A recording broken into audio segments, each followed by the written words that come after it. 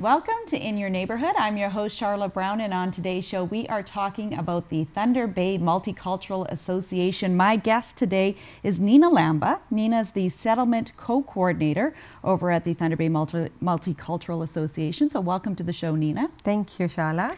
So tell me a little bit about what the Thunder Bay Multicultural Association is. So Thunder Bay Multicultural Association does a lot of programs for newcomers who are mostly immigrants or refugees or their families, and who are in the process of sponsoring new members of the family also. So like people who are Canadians but they want to bring new families, so they'll be sponsoring.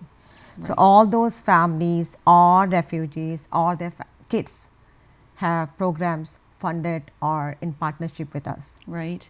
And Thunder Bay is quite a multicultural city, so maybe we can talk a little bit about that. Are you finding that it's kind of growing your numbers? How multicultural of a city is Thunder Bay, and kind of how everything got started to open the Thunder Bay Multicultural Association? Yes, you're right.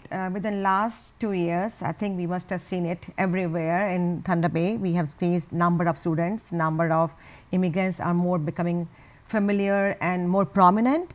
I think college and university has opened up immigration and international student scholarships and programs for them. So we see a lot of international students, big time.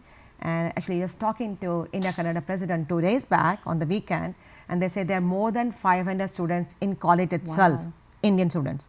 I'm just talking India. And we all know that Thunder Bay has Chinese, Czechoslovakian, Russian, and many more, right? But these are the main ones. Plus in Thunder Bay now we have a new program, and that is mainly for refugees. So lot of Syrian refugees are also there. So right. That at one time we must have heard a couple of years back, 7 or 8 years back, we had Korean refugees from Myanmar and Burma. Yes. But lately we have Syrian refugees. Yeah. So you will be seeing lot of Syrian people also trying to establish, and in the buses and everywhere, in the grocery stores, for asking for special help kind of thing. And so the whole purpose, I guess, of the Thunder Bay Multicultural Association is to help newcomers, because Canada is going to be quite a different country from maybe where they came from. Yes, it is. Yes, it is. We all know that. So the first people when they come here, I think the main shock they get, whether it's immigrant or a refugee, especially the refugees, is the culture shock, and immigrants too. But immigrants come here by choice, right? They make their own decisions, so they may be educated, they are skilled worker. So for them to look in the computer, or they get support from the husband or wife who sponsored them, so they are able to do that. But for refugees, they need lot of support. So language support, emotional support, church support, finding places, transportation, school registration, and financial, like from wherever the funding is coming for them, for supporting at least for 1 year. Absolutely. Before they get over the cultural shock and know how things are working here, and then overcome the language barrier. Yeah, absolutely. Yeah. And especially I would even think one big one is going to be if somebody lands here in January and have never maybe seen snow in winter, just even where to find a winter jacket or things like that, right? And you know what? That is excellent what you said, because right now, by end of this December, I think we have more than 120 refugees we're going to get. Wow. Okay, and these are only Syrian I'm talking about. An exact number I think Michelle would know, because Michelle is a RAP coordinator, a Refugee Assistance Program coordinator. So she would know the exact number what we have been funded for. But I know right now, even who are coming in November, December, they're already getting the culture shock, and the jackets and winter jackets are the main thing for them. So we have good connection with many second-hand stores, plus many of the church groups are doing this donation, and they get some money, startup money for winter clothes and for winter jackets. But there is agencies here in Thunder Bay, and it's one of them is Mission on D Street, Mission Thunder Bay. I don't know the exact name, but they have, if we refer them, like any settlement worker from multicultural refers them, they can get 3 sets of jackets, 3 pairs of shoes, but they need some kind of referral from TBMA, from one of us.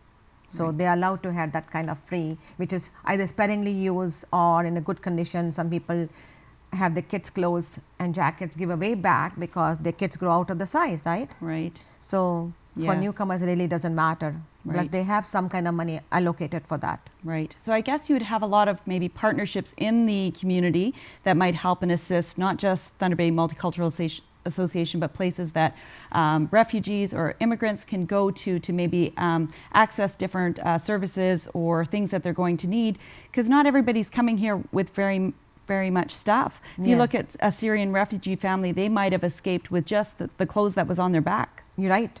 And you're 100% right. They just come with either one bag or a bag and a pack sack, and they have nothing else besides that. And some people don't even have the full bag sack full, right? So yes, they need all the help they can get. So it's not only the clothes, not in the winter clothes, the education or language or transportation, where they're to go, bus passes, language. So it's like basic help for even for the schools, which school they have to go to. They don't know what school zones means, right? So we have homework clubs, we have registration for the school, RAF workers helping, and she has lot of interpreters under her, about 4 interpreters who speak Arabic language, who does all the needs assessment. So what the Syrian refugees needs or what any other person needs, and translate into the simple language for a RAF worker, and the RAF workers then find partners who can help us. Right. In what way? So now I'm curious as to how people find out about your services. So if somebody's immigrating or coming to Canada, how do they know that? How do they find out about the Thunder Bay Multicultural So Association? we have done a lot of promotional partnership with college, with university. We have been going to orientation to Ontario sessions when university has it. I'm going on January 7th with Paul, who is also a mentorship program and youth program coordinator. So he, myself, and one more worker from our office will be going. I think we haven't decided the third person.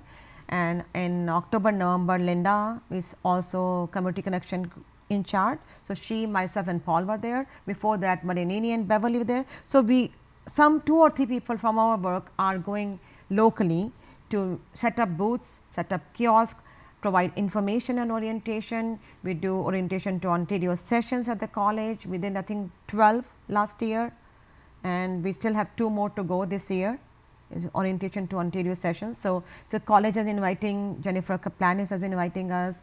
From university, there are different people from University, Lakeland University, they have been inviting us to come. So this is one way of promoting. Plus we have been putting information on our website. And main thing is word of mouth. Thunder Bay being a small city, that is the best way. And I don't know whether you heard about, we used to have a board, we still have a board, but we used to have a little book. It's called Ethnoculture Community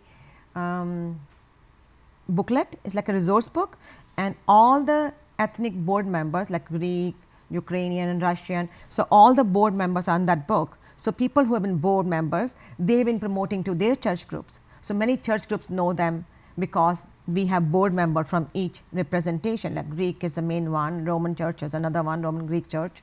So yeah, Finland, so a lot of churches in Finland group are there. So we have in our staff also, there are at least 8 people who speak different languages. Wow. So they all go to different other jobs or other churches. Right. So whatever group they're representing, they are spreading the word. Whatever board is representing, they are spreading the word. So word of mouth is a big one in Thunder Bay, right? Yes, So one knows one it is person, for sure. will spread to the Or other they're person. coming here and they maybe have a family or friend that they already know in the community. Yeah, as I said in the beginning, right? Sometimes the members of the Canadians who are here, they met somebody in other country while they're traveling, or they call under family class, parents, grandparents, or their spouse maybe they met while traveling, right? So they want to call them. So they know about our organization because they got help either for their children or when they came 20 years back. Absolutely. So they know where we exist and what we do. Yes, for sure. Well, we're going to take a quick break, but we're going to be right back with Nina and talk more about the Thunder Bay Multicultural Association.